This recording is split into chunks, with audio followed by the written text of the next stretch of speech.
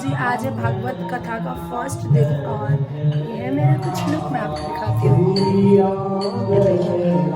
ऐसा कुछ मेरा लुक है और बहुत देर हो गई। अभी मैं स्कूल से आई हूँ। अब मैं सीधा कथा में जा रही हूँ। चलिए आपको भी लेकर जाऊँ। जिसके पास राम रूपी धन है, कृष्ण नाम रूपी धन है, जिसके पास भगवान का नाम जपने की सामर्थ्य है, तू भी बैठ जा ना, तू भी जिसके पास वो धन है, सब यही है।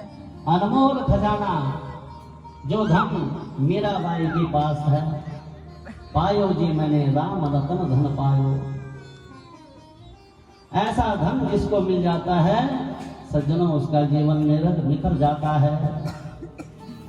और सज्जनों, कबीरदास जी ने कहा धनवान वही अपने को कहे जो भगवान का दास बन चुका है, जो भगवान तरम शासक साधनम तद्वदाहुना। महाराज कृष्ण प्राप्ति का साधन बताइए, कैसे वो भगवान हमें प्राप्त होंगे, ऐसा कोई साधन बताइए।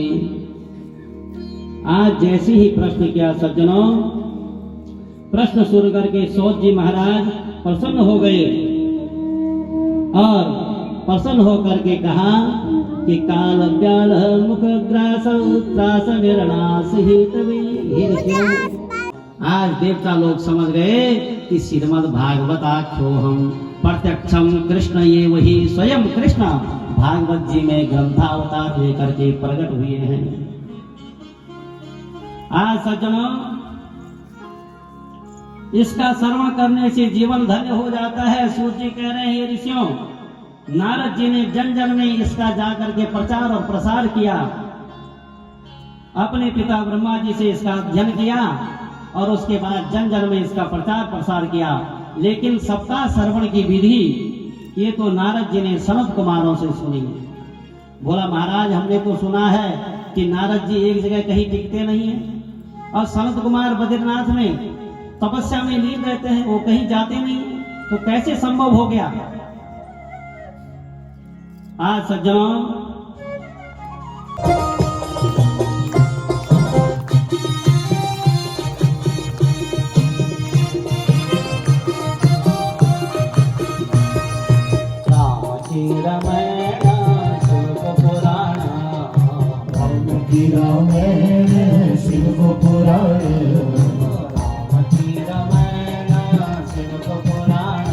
धर्म करे जा रहे हैं और अगर आप झूठ पर झूठ बोल रहे हैं, लाख को सवा लाख बनाने के चक्कर में झूठ पे झूठ बोले जा रहे हैं, तो मेरे भाई बहनों आप बहुत बड़ा अधर्म कर रहे हैं। और इस संसार में जीव क्यों आया है? धर्म करने के लिए आया है। अगर आप धर्म करते हैं तो धर्म आपकी हर जगह रक्षा करता है। धर्मो रक्षति रक्षतः अधर्मो भक्षति भक्षतः। अगर आप धर्म कर रहे हैं, धर्म पर है, अपनी मर्यादा का पालन कर रहे हैं, तो धर्म चारों तरफ से आपकी रक्षा करता है। इसलिए सज्जनों, भागवत की कथा आज हम कलावा बांध करके सुन रहे हैं, मौली बांध करके सुनते हैं, तो इसको सुनने का फल कब प्राप्त होगा?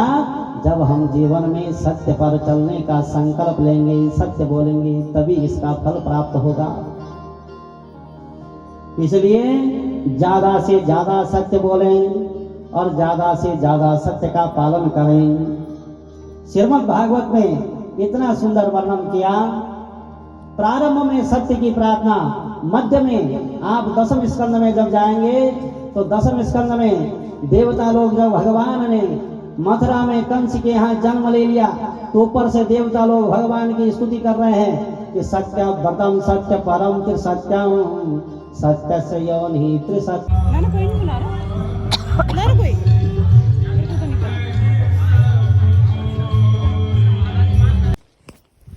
सो आज की एक भागवत कथा तो हो गई है और अभी भूवी को मैं सुला रही हूँ क्योंकि वो थक गई है। तो इसके बाद शायद अब हम अपना व्रत को संपूर्ण करेंगे। आई थिंक 7-8 बजे हमारा डिनर होगा, उसमें हम अपना व्रत तोड़ेंगे और फिर सुबह से अगले दिन फिर से हमारा व्रत स्टार्ट हो जाएगा। तो मैं आपको वो भी दिखाऊंगी।